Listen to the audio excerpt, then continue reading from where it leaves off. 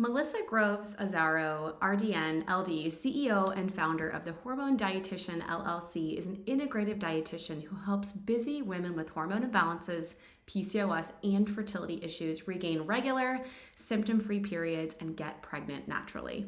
She uses a functional medicine approach to identify and address the root causes of symptoms with a personalized nutrition, supplement, and lifestyle plan to balance hormones and optimize fertility. She works virtually with clients in the US in one-on-one and in group programs, is the creator of the PCOS Root Cause Roadmap and the Period Problems Root Cause Roadmap, is the author of A Balanced Approach to PCOS, a personal favorite PCOS cookbook of mine, and is the host of the podcast Hormonally Yours with the Hormone Dietitian. Welcome, Melissa.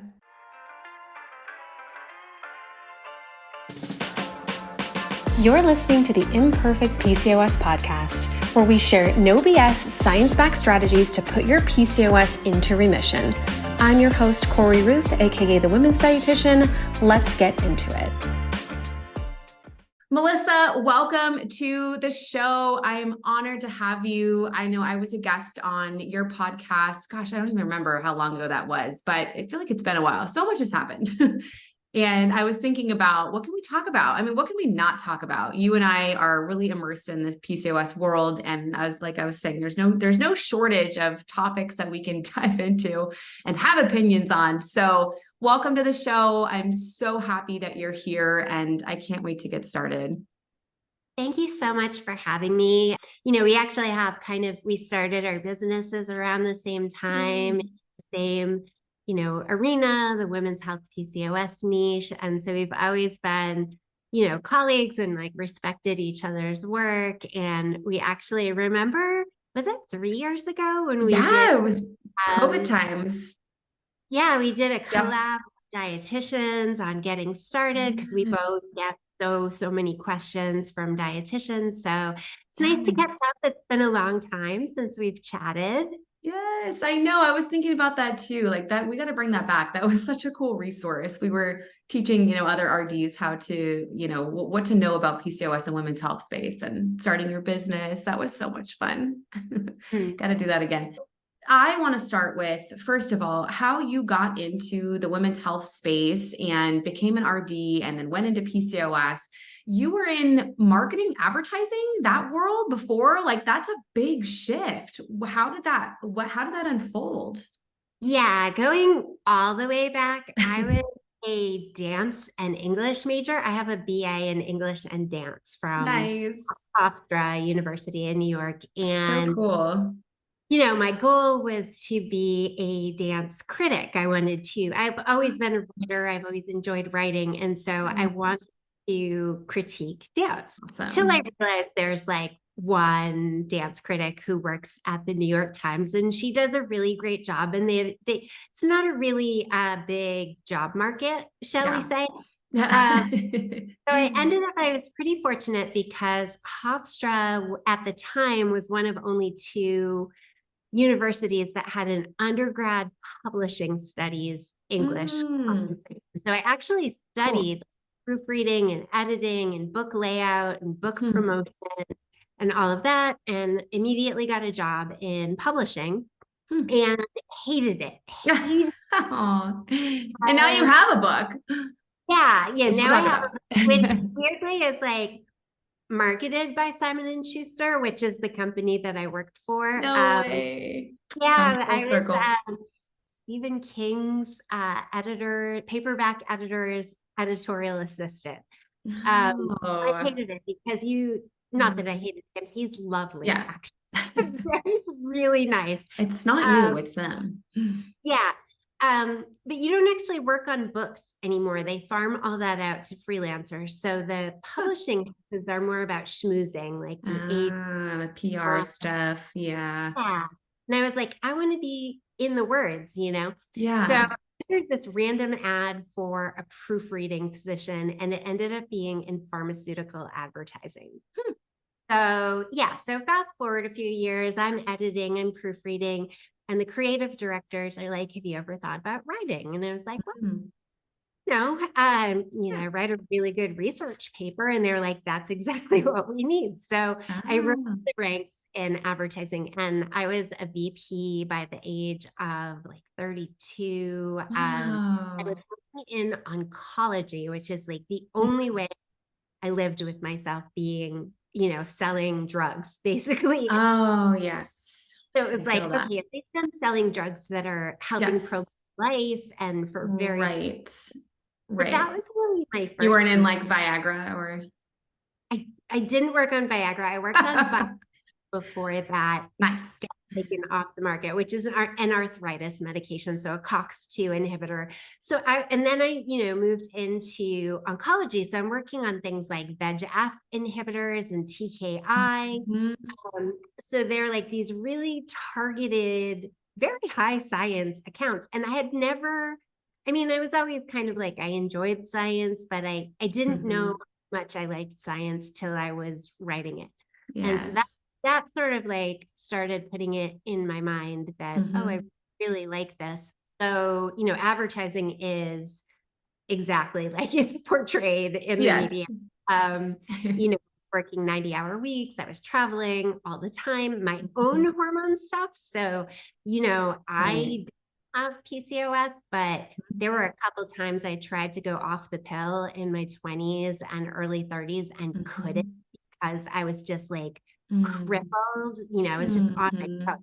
2 weeks out of every month. And I was like, Oh, can't can't yeah. function like this. So I kept going Mm. back up the hill and, little Right. did I know, all the travel, all the takeout, all the late nights, all the alcohol, Yes. caffeine Yes.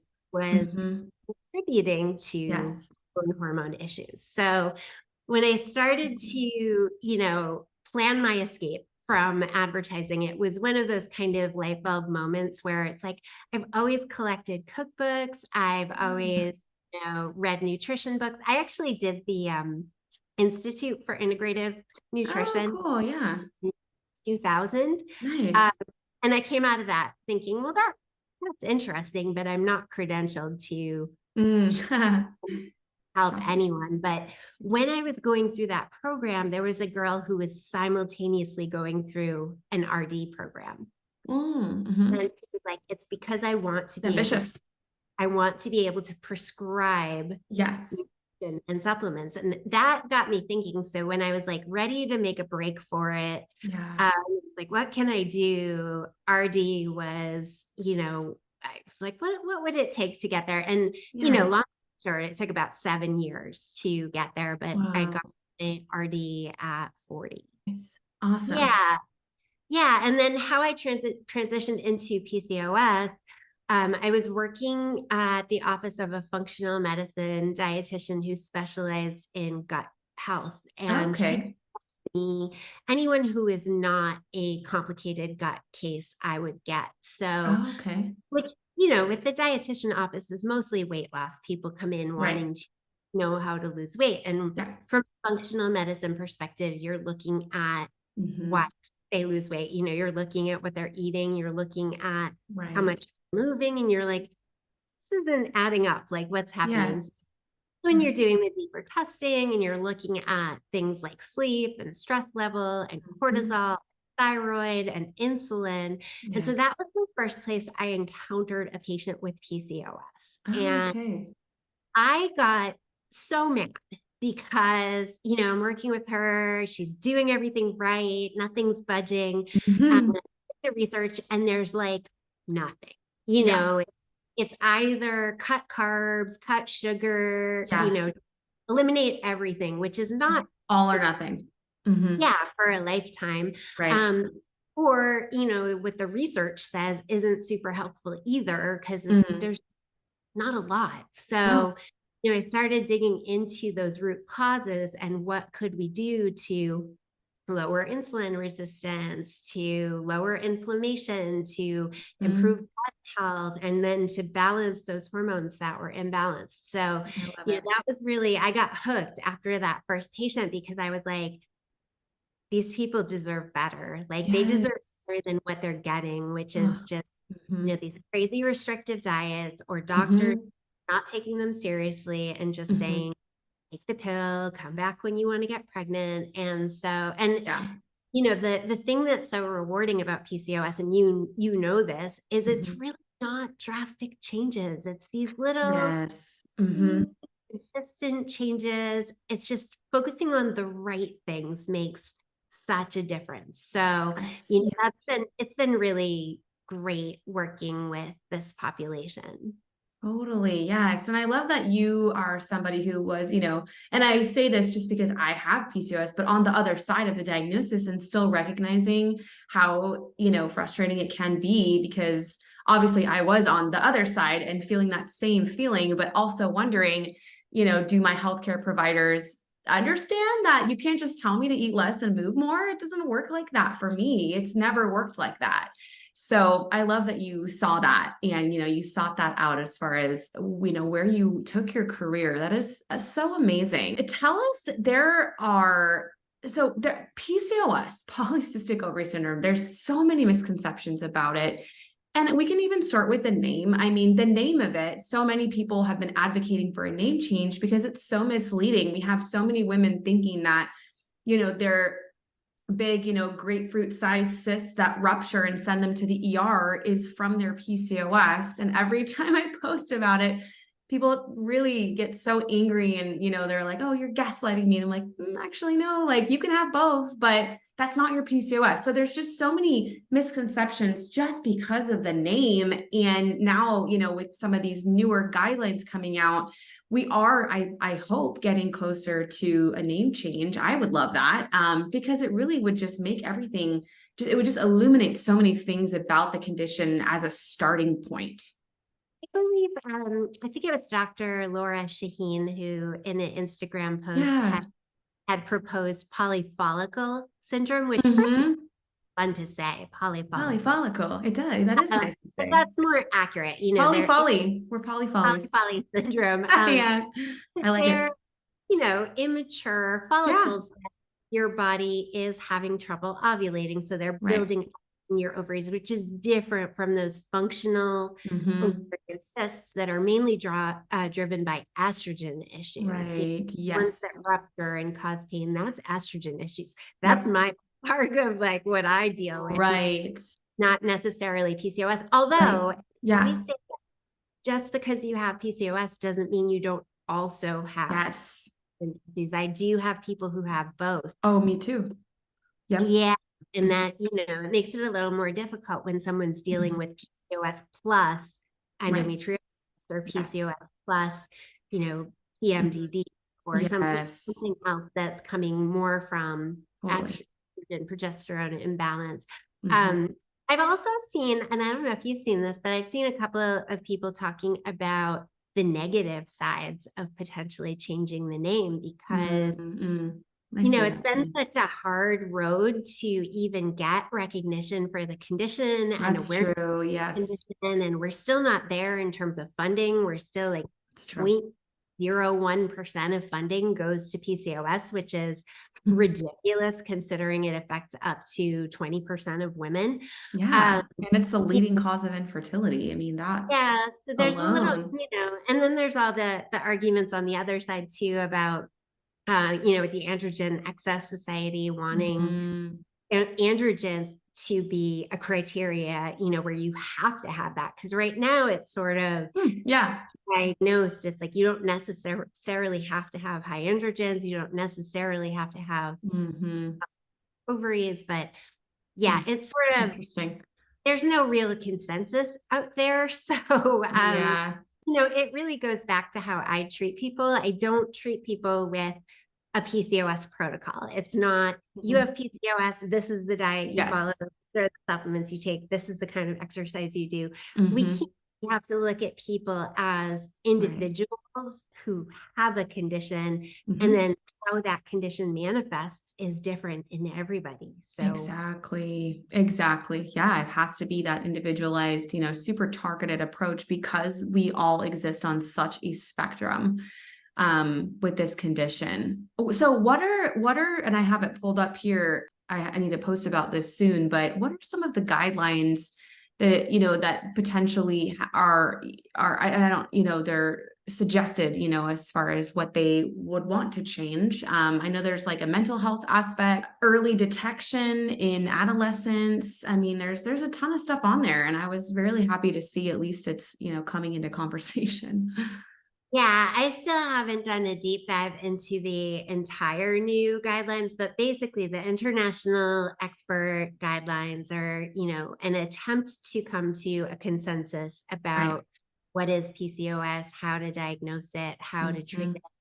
it. And from a nutrition perspective, in 2018, when the first guidelines came out, they basically only said weight loss helps, weight loss of 5 to 10 helps. Doesn't matter what diet you follow, it's Or what losing, your weight is. right, losing 5 to 10% weight. That was like Okay. it. So Got it was it. They worked with some dietitians and doctors, it. experts Mhm. who are working in PCOS to, update these guidelines. And there actually were some more specific nutrition guidelines written in this time. So Okay. one of the main ones was not nutrition related, but the clearer diagnostic criteria for adults and adolescents, and adding AMH in as a way of diagnosing Yes. PCOS, because that is indicative of how many follicles you have. So you don't Right. necessarily even need that ultrasound if your AMH is high. We can assume you have a lot Yes. of follicles in there. Also took a step back, and there's that misconception that PCOS is this reproductive condition and it affects fertility, and it is, but it's also a metabolic condition and it affects almost every system in your body. So it talked more Mhm. about risks like sleep apnea and mental Yes. health and the Mhm. pregnancy risks, the higher miscarriage, the hypertension, Mhm. gestational diabetes. Right. um, and it really emphasized more education for practitioners. And in terms of nutrition, it really recommended tailoring Mm. diet dishes How to refreshing. a person's food preferences, their lifestyle. And I love this, co-developing a nutrition plan with a professional. So working with an RD Yes. works for you. Mm. Yeah, really, there were some really kind of more specific ones. Again, not really any diet that works any better than Mhm. any other. It did also talk about the higher incidence of disordered eating in PCOS, Yes. That's great. Mhm. That's body great that you're shedding image light on that. issues. And, Mhm. that's really my biggest concern when it comes to Mhm. the influencers who are out there, like, cut this Right. food, that food. And it's like, well, that's Yep. a pretty, quick route to an eating Yeah. disorder. Yep. Especially with Totally. people who've struggled with weight all along. And, Yep. not every person with PCOS struggles with weight. And that leaves us with the other big question mark. Well, like, what do we do for those people if we Right. tell them to lose weight? So, Right. really highlighted how it's really the basics that we know. So things like a Mediterranean style diet that are higher in protein and, quality carbs. It highlighted, Mhm. you know, exercise guidelines that are, recommended for all people. Really doesn't differ all that much for PCOS. Yeah. We need cardio, we need strength, we need both. So, Right. uh, I think it went a little farther. It's definitely, Yeah. a step forward in terms of what's out there. And I'm sure you hear the horror stories too, just what OBGYNs and PCPs are saying to Mhm. Mhm. women they work with. And so Yeah. more education across the board can only be a good thing. Exactly. Exactly. So you're saying that their diet recommendation was not to just cut gluten and dairy and then everything will be hunky dory? Yeah, not at all. Shocker. Also not cut sugar Yeah. or cut soy or any Yeah. That's good. wacky recommendations that we see out there that really have no bearing on Yes. PCOS. Mm-hmm. Oh, that's so refreshing to hear that we just are starting to consider, not we, obviously we have for a long time, but us healthcare as a whole is starting to consider all of these other things that go into PCOS potentially, including the mental health and the eating disorder facets. That's just huge. I think that's progress. We'll see what actually comes into fruition, but at least we're generating conversation about it, and it's, science backed. So that's really, really cool. I love that. Thank you for going into depth there.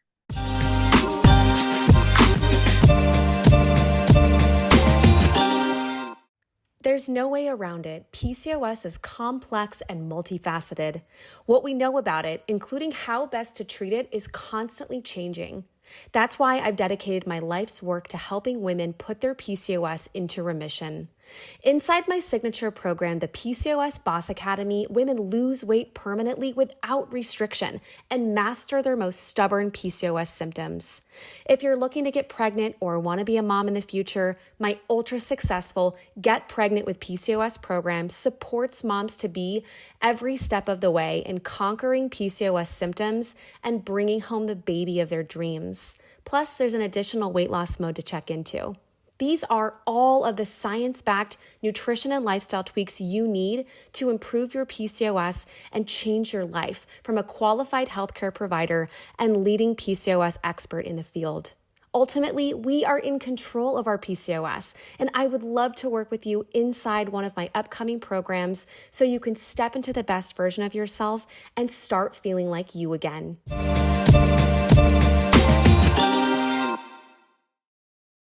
Yeah, and I think, you are on the same spectrum I am in terms of recommendations. Like, neither you nor I are telling people to go out and chug, 3 glasses of milk and eat gluten times a day, every day. Yes. It's not the thing that's going to make or break your PCOS, and so focusing on these tiny details that make your life harder. I mean, I'm allergic to dairy. I can't have dairy. Right. It makes really sad, and I miss out on the convenience of grabbing a cottage cheese. Right. I can't participate in the cottage cheese trends right now because I can't have it.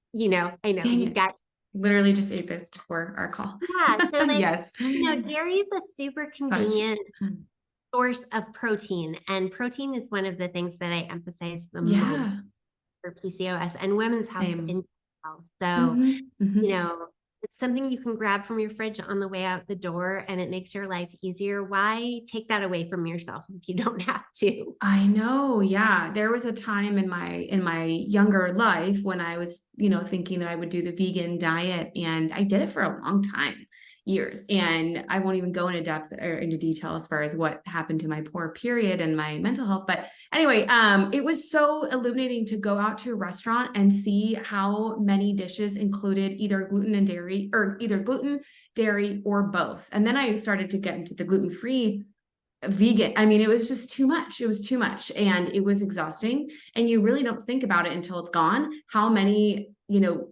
processed foods, takeout, convenience food, fast food, restaurant food, catering include gluten, dairy, or both. And it really takes off so many choices, and you really have to be conscious about it, which I think is the number one reason why it can be helpful if you eliminate these things, right? Because all of a sudden you're conscious of your food choices. You can't eat anything. So you're going to pick the salad with the protein, which is what I probably might have recommended for you in that moment anyway. Of course, we don't have to eat salads all day long, but it's that really, I think, makes the biggest difference when we're talking about eliminating gluten and dairy, not the gluten and the dairy themselves. Unless you have acne, then we might recommend trialing taking dairy out. Not for everyone, but if it's helpful. Yeah, and I do, if someone has PCOS and Hashimoto's, I might talk about, the feasibility of taking gluten out as well. This is the part where we have to co-create a plan with the patient because I'm on the East Coast, you're on the West Coast. We have it pretty sweet when it comes to options. Definitely, if you're not in an urban location or you're in the middle of the country, it makes it really hard to eat gluten and dairy free. So true. Supermarkets don't even have, where I'm up in, sort of semi-rural New Hampshire. And I'm pretty rural as well. I'll start to see new foods on Instagram or TikTok, and Yeah. You're like, where it'll did be she get like that? a year and a half, 2 years before it Yes. shows up in my grocery store. And then Yeah. it's like one option. Like we have Yes. that avocado ice cream. We do have that now, but we Oh, don't yeah. have coffee. So it's like there's no options. Got So it. Yes. Yeah, no, that's so true. We have to think about, also, I feel like it is kind of a privileged recommendation for those who might not have access to all of those fancy gluten-free, air quotes, healthy foods and who live in food deserts. I mean, that is something huge to consider that we're not even looking into when we're making recommendations to completely eliminate gigantic parts of some people's food staples. and I wanted to talk about too with the gluten-free thing. The Mhm. assumption is always just take everything you're eating gluten and replace it with gluten-free options. But yeah, Mm, are pricey, like I know groceries are get a loaf enough of bread already. for what, $2, $3, and a Yeah. gluten-free loaf of bread's like $12. So Yes. And the um, loaf of gluten-free bread is like the size of my iPhone. I mean, I look at it, I'm like, what, huh? Where did it go? Like, what? It's like someone took a shrink gun. I don't know why that is always the case with gluten-free breads, but yeah, so I always, if somebody uh, does have to be gluten-free, I like to talk yes, about, well, let's focus on foods that are right. naturally gluten-free. Like maybe you're eating more potatoes and Potatoes, cheap. Yeah. potatoes and Mm-hmm. lentils and chickpeas, because those are Cheaper. naturally free foods. And Yes, and they're not going to cost you an arm and a leg. Yeah, which groceries already cost, like not even getting into gluten uh, and dairy-free items. So true. Talk to us about, I love your approach. And actually, so I'm writing a book right now and it'll be out sometime next year. But one of the chapters I was playing around with titles and I had my friend giving me input and she was like, how about the root causes behind? I'm like, no, I can't use that verbiage. I don't want to use that verbiage because it's so you. And I love that you talk so much about it. Tell us about that. Like, and then I didn't describe it very well, but tell us about kind of how you work within the PCOS world and symptom management and diagnosing when it comes to figuring out somebody's root causes behind their PCOS, because that's really the approach that you take, and I love it. yeah, so conventional medicine really treats symptoms. Yes. So let's say PCOS, a pretty common symptom is acne. So we can do, Accutane, we can do Mm-hmm. topicals, we can do salicylic acid. We're putting a treatment to a Yes. symptom. I like to go back a step and ask, what's causing that symptom in the So so with powerful. PCOS, we have some sort of common threads of root causes or Yep. drivers. I've seen people use drivers as Yeah. well, of symptoms. Can you go The into what they are very briefly? Okay. Yeah, so the vast majority of people with PCOS have insulin resistance or Mm-hmm. some degree of insulin resistance. And even Mm-hmm. if you don't, even if you have lean Yeah. PCOS, you've never struggled with your weight before, Mm-hmm. I talk about it like the tendency is there. So if you were to, for example, stop eating balanced blood sugar meals and eat a breakfast of, 3 pancakes with syrup and, powdered sugar, like, you would feel like crap, Oh right? my God. Yeah. I'd be like So on the floor like an yeah. hour So later, 2 hours an later, hour later, you're going to be like sweaty shaky. and shaky and hangry, and it's just terrible, Me. So You we've just got to described me. tend to the blood sugar to lower that insulin resistance. Inflammation is another one. We don't really know what percentage of people with PCOS have inflammation, but we do know that inflammation is higher in people with PCOS than people without at the same Mm-hmm. weight, age, etc. So, Okay. typically I see inflammation coming from gut issues, Mm-hmm. PCOS itself, from that excess body fat, Mm-hmm. especially visceral fat or Okay. belly fat, which is, Mm-hmm. metabolically active, and it's literally throwing inflammatory compounds out into your bloodstream. Oh So yeah. inflammation is key to gut issues. We know the gut microbiome is different in PCOS than people without PCOS. I see a lot of overlap. People with PCOS who also have IBS or IBD or heartburn or constipation or Yep. gallbladder issues, all of these are kind of lumped in together. And then we can't have balanced hormones if our gut's not working. And So true.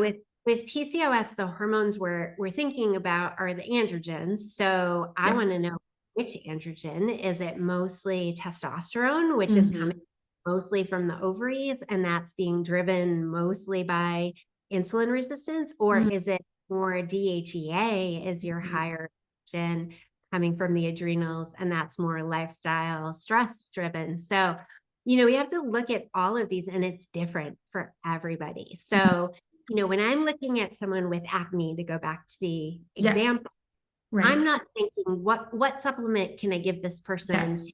cure their acne? What Right. topical can I put on their skin to cure the Right. acne? I'm thinking, is it coming from diet? Is it coming from Mm-hmm. dairy or sugar? Mm-hmm. Is it coming from gut issues and Gut. inflammation? Yes. Is it coming from hormone imbalances? Mm. Where on their face is it? Is it jawline, or is it else, they're getting body acne? These are all things that Mm. clue us into what's the thing that we have to fix. Because the thing is, if we figure out the things that we have to figure out for every person, then all of the symptoms get better, Mm. not just what we're trying to fix. Otherwise, it's like I talk about it like it's Right. normal. It's like, okay, well, you Yes. fix acne because you're taking this topical, and then you've got to go back to the dermatologist because now your hair's falling out. Now you have to figure Right. out what to do about that. So Yes. sort of like a game of whack-a-mole of these symptoms popping up, and it's like Yeah. you're fixing one and another one pops up. But if you work on the root causes, all of the downstream symptoms will improve. Yeah. So true. Yes. I thank you for going into detail there a little bit more. I love that you really focus on getting to, the root, the issue that is driving some of our symptoms rather than just slapping on a supplement band-aid. It's so needed. I was really resonating with the insulin resistance piece. I think a lot of us, when we are in school, we think about blood sugar and we think about diabetes, and that's about it. But for someone like me back in the day, when I was really struggling, I would be on this like carb train, and because my blood sugar would drop, and then the only thing that I wanted, because my body said it needs sugar, it needs fuel, glucose, carbs would come from carbs, and then I would eat carbs and feel better temporarily, and then my blood sugar would drop again. I would eat carbs to feel better, and it was this vicious cycle and I felt horrible. My energy was awful. Obviously, my gut was a wreck. So, I mean, I still struggle, but once I realized that instead of just hopping on and off the carb train, if I started to eat protein and fiber, it would actually prevent that drop. And the cycle ended there. And that was so key for me because like I said, I always thought about, blood sugar from like an old man with diabetes. Like that's not me. I don't struggle with blood sugar issues. But then I started realizing, no, I really do. And after I started to implement that, my cycle started to get better and everything started to get better because of that dietary and that blood sugar piece. So insulin resistance can show up, in so many different ways and can really run the gamut in terms of how it impacts our PCOS symptoms. That really goes for women without PCOS too. Mm-hmm. Mm-hmm. That who is guilty of running late to work, dashing into a deli and grabbing Yes. a plain bagel, eating a plain bagel for breakfast. And then, 2 hours later, you're hungry and you eat a banana, and then you're trying to be Yes. good. So you go out and you have a salad at lunch, Salad. not enough protein. And then you come home and eat everything that's not nailed down in the kitchen because Yes. you're so wrapped, or you have your favorite takeout on speed dial, and Yeah. it's like, and I'm so, my Yeah. is Italian, so like just burying myself into a bowl of pasta Yeah. after a full day is like really Yeah. great. That's where, Yeah. cognitive adult Melissa has to step in and say, okay, you can Damn her. have your pasta. We're going to add some Yes. shrimp. We're going to add some broccoli to get some protein, get some fiber. Right. Bean-based pasta, so you're getting more fiber, you're getting more protein. So it's just taking those things that I enjoy and keeping it more balanced. But I think one of the most crucial changes that most women can make is to eat more during the day. We are chronically, Yes.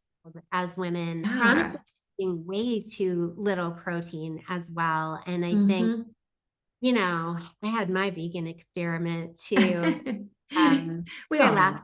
We all had a lasted vegan about a year phase. and a half. Those the only time in my life where I would go to the gym and have to get off the machine Oh, and yeah. go downstairs and get candy. I would get sour Mm. or something that's like Mm. sugar to Right. raise blood sugar back up because I was just, Yes. Yep. shaking and passing out at the gym. And I wasn't, I was eating a lot Yeah. of nuts.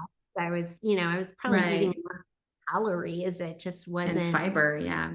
yeah, it just wasn't balanced enough. So, I think we Yeah. have to really work with where someone is. But I've been, on my own health journey over the past almost a year now. And, I would say if I pay attention to protein, I naturally will get about 100 grams a day, which is, Nice. That's good. what I recommend as Yeah. like a baseline for most people. And now that I've Yeah. shifted into menopause and it's like, ooh, maintaining lean body mass matters now more Mm. than anything else. It takes effort to get it. I recommend around a gram per pound of body weight. Mm-hmm. Get like 130, 140 grams of protein a Right. day. It takes actual effort. It Like, does. Yeah. have to like make some specific changes, like, Right. and sort of Yeah. ballpark. I don't recommend tracking for most people, Mm-hmm. long Mm-hmm. term anyway. I like to Right. spot check, see Me where we are. too. Yeah. Get some data. Um, Mm-hmm. but I do kind of like to keep that running tally in my head of Yeah. where am I like mid Yeah. afternoon? What do I have to do at dinner? Because Right. otherwise That you makes you find, feel, yeah. yeah, you finish dinner, you're full, and you're like, oh crap, I'm short like 35. Yeah. What do you Yeah. know? You're not making it up at that point. So, you Right. know, paying attention to that Totally. really does help. Yes. Oh yeah. No, it's good. It's if it makes you feel better, it helps your symptoms, do it. Keep going. If it's helpful to kind of have that running mental tally, I think that's awesome. And yeah, protein is a huge game changer. I always talk about protein, fat, and fiber for Mhm. PCOS. Absolutely. And I can imagine that only, intensifies as we get into menopause or perimenopause and beyond. Yeah. Yeah, I also PFF, all my clients PFF. It's Yes, the PFF formula. I love it. So tell us, you are getting into sports nutrition. You've been kind of getting into that world. What are some changes that you have found to be helpful and that you recommend as far as movement? Tell us kind of what that encompasses and how women and listeners can find that, what they can do to implement some of those changes. yeah, so perimenopause, can I say bitch? I can say bitch. Oh Perimenopause yeah. is a bitch. Yes, I'm not looking And it forward, can but I know it's start, coming. yeah, it can start earlier than you think. And I think, what happens for a lot of people, I know, I had done so much work on my own hormones and my periods Yeah. were regular and they were symptom free. Like it would show up, I'd be, not surprised, but Yeah. I didn't have any symptoms leading up to Love it, it. like a non-event. And I was like, this is magical. Uh, Yes. and then everything starts changing, and this happens with PCOS too. And I think Yes. one of the interesting things about PCOS and perimenopause and menopause is your cycles actually might get a little more regular as your Mm. testosterone starts to come down as we age. Yes. They're getting more regular. Some of your symptoms are getting better. Your skin might be clearer. You might not be dealing with Hmm. some of the same issues that you were dealing with before. But the things that happen during perimenopause are really these body composition shifts. So Hmm. all PCOS or not start Yeah. storing more of our fat in the belly Right. area, visceral Yeah. fat. And that's the Hmm. danger of that. And this is not, I want to talk about this. When I talk about waist circumference and I'm talking Hmm. about belly fat, people get really Triggered. upset Yeah. and triggered. And it's Hmm. not about how you look in a bikini. It's not Right. about what size pants you are wearing. It is about Yes. the very real cardiometabolic risks associated with belly fat. Right. So, going into menopause and with PCOS, it's the time when some of those metabolic risks start to manifest. So when insulin resistance turns into prediabetes and diabetes, Yes. when your Yeah. cholesterol numbers are really abnormal, it's when blood pressure starts to creep up. And I always feel bad. Damn AGE disease. Oh. I always feel bad when I'm working with women in their 40s, because then we're limited in terms of the natural treatments we can use, because so many, especially the blood pressure meds, they have so many supplement interactions. That's true. Yeah, blood pressure specifically. If someone comes to me, they're on 3 blood pressure medications, I can't even recommend NAC. It's like, yeah, the basic supplements that I would recommend now we can't use. So, for me, it has been, I went into surgical menopause in December, a little bit different. So I had like an end. Normally it's like, yes, definitely through 2020, 2021, every month, every cycle, it was like, is this perimenopause? Is this the pandemic? Why am I, some months not ovulating others? Why am I having a day cycle followed by a 12-day cycle? Like what's going on here? Right. So then, when it came time to go into surgical menopause, I was like, seen what I needed to see from perimenopause. I'm cool. I'm gonna leave that bitch behind. Yeah. I'm cool with just like getting past this. But it's amazing like how much your focus shifts to long. And so my main goal right now is aging well. And especially when you're going into menopause before you're 50. Right. I was 47. So it's like, I could realistically live another half my life in this stage. So I don't want to think like this is like the end, or I'm giving up and getting old at this point. So I really was like, okay, we're working on body composition. I am minimizing that, visceral fat. I'm getting rid of that risk factor. Now I'm at higher risk for heart disease. So managing all of that. So it's been a real shift. And, like I said, one of the things doing is increasing the protein. It's really hard to put on lean body mass right now, which is really difficult. I think, the people who like compete and do that sort of thing, you just have to eat all day long. You have to make it a full-time job. And I am not willing to do that. Like I need to eat my 3 meals and have my protein after I work out. And that's like, the most I could do at this point. That's okay. But I really shifted. I would say, I'm probably working out less than I was this time last year, but I'm working out differently. I'm lifting. Yeah, cool. Heavy 3 days a week, and that's it. So I'm doing way less cardio than I'm still doing cardio. That's important for cardio health. But I've replaced about half of it with these weights workouts. So so it's just, my goal, and you want to think about like, I think about how do I want to live in my, 80s. Right. I want to be independent. I want to be, like in my compost in my garden and not need help. I'm a very independent person. So totally. I don't want to be limited at all by mobility. Yes, absolutely. He is really building strength. That's been really, kind of a shift for me, because like, I thought 100 grams of protein a day was enough. And it turns out it's not quite. Yes. Yeah. And incorporating in more of the heavy lifting, I've always heard that, and I don't pretend to specialize in, nutrition and dietetics for peri or menopause, although I find that, or I probably will as I get into that phase of my own life. But I feel like I'm in my mid 30s, and I'm in that in-between spot of, my 20s, where I'd never even thought about it at all, versus like heavy on my mind. I'm kind of like, I'm dipping my toes into it. I'm starting to think about these changes more and more. And it is something that we really don't talk enough about.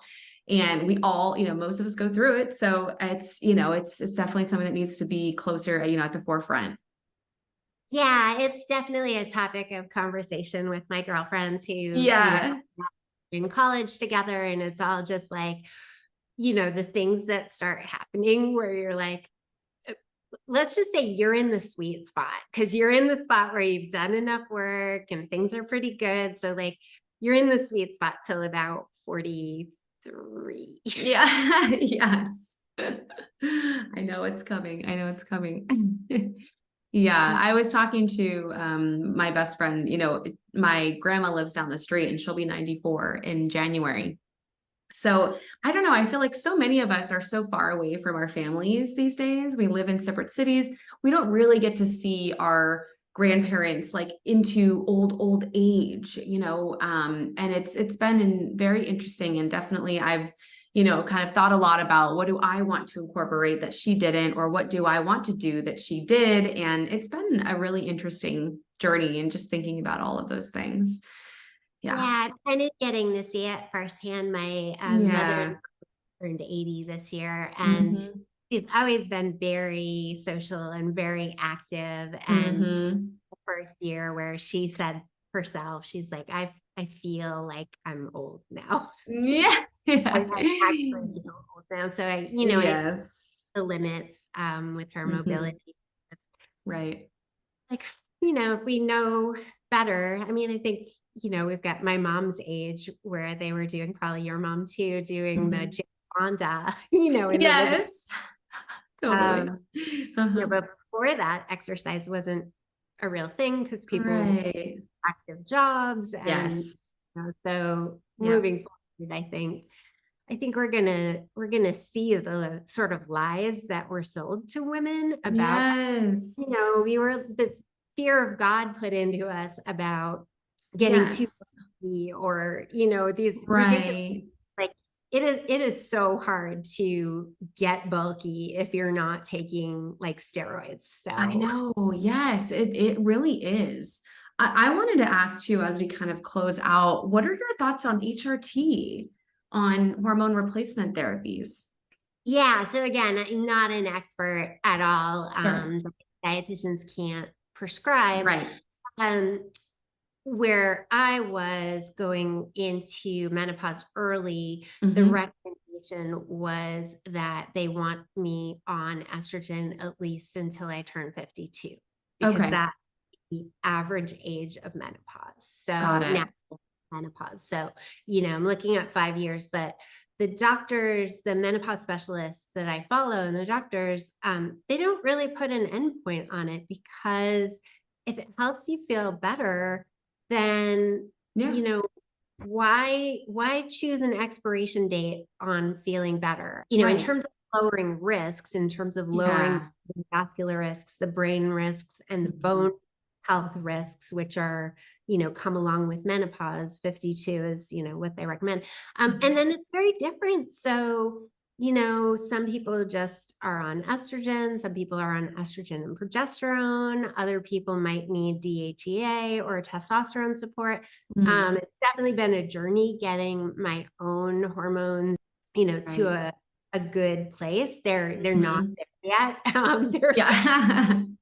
I will talk about, again, another difference between conventional and functional medicine is Mhm. conventional medicine is going to prescribe a pill, or, Right. they're going to prescribe, I got an estrogen pill, and they give you the pill and they say, okay, see you in a year.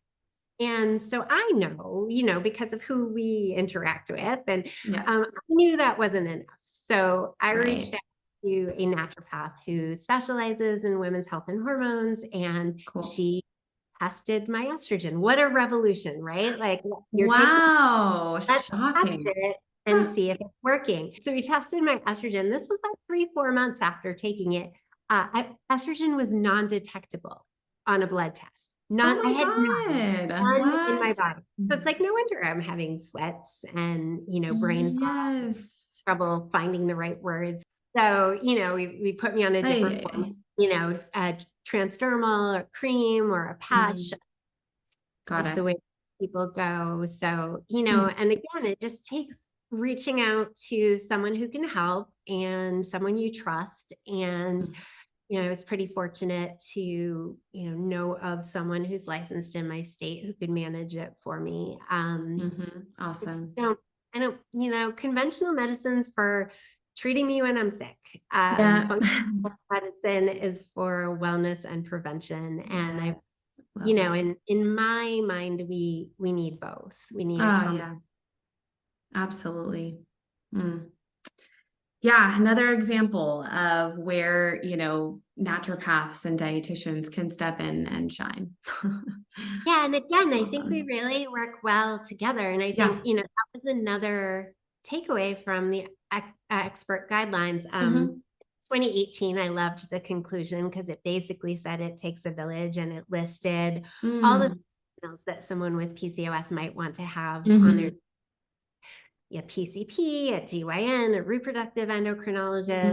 endocrinologist, a dietitian, a personal trainer, an esthetician for, the Oh, hair. yeah. It was a full list of people, but I think this one, they really emphasized the need for us all to work together with the patient at the center. So I love we that. all be working to help people feel their best and Yes. not bashing each other. Everybody's got their own specialties. Doctors should not try to recommend diet changes. They should refer to a registered dietitian who can help, Correct. Right. you Right. know. And So I'm not yeah, going to scrub up and go into surgery, and that's okay. I'm okay with that. yeah, exactly. I always say Yeah, I'm I okay don't with that. crack backs. Yeah. Chiropractors didn't give nutrition advice. It's so true. Oh, thank you so much, Melissa, for joining us. I really appreciate your dedication to PCOS and women's health. You've been a colleague of mine for such a long time and really someone that I respect and look up to. And I'm so glad that we got to chat today. Thank you for everything. Well, ditto, and thank you for having me. Yes. And let us know where listeners can find you, how you work with clients, all that good stuff. Yeah, so mostly I'm on Instagram. So I'm the.hormone.dietitian on Instagram. And I'm posting there most days. A little bit dabbling on threads these days Yeah. under the name. A little bit dabbling on TikTok, although I do feel like I'm a little old for TikTok, but I do like to scroll. Yes. Um, and then our website is thehormonedietitian.com, and ways to work with me. I work virtually with patients. I still do take a limited number of one-on-one clients. So I have PCOS, fertility, and hormone balance programs. I do hormone testing as well. I have a program, the PCOS Root Cause Roadmap, and that's my 6-week program for PCOS. I have a cookbook, A Balanced Approach Yes. to PCOS, and season 2 of my podcast should be coming out shortly, as soon as I can get onto it. It's Hormonally Yours with the Hormone Dietitian. And for those of you who listen, be sure to check out Corey's episode from season 1 on that. Yes. Awesome. Thank you so much. Thanks, Melissa.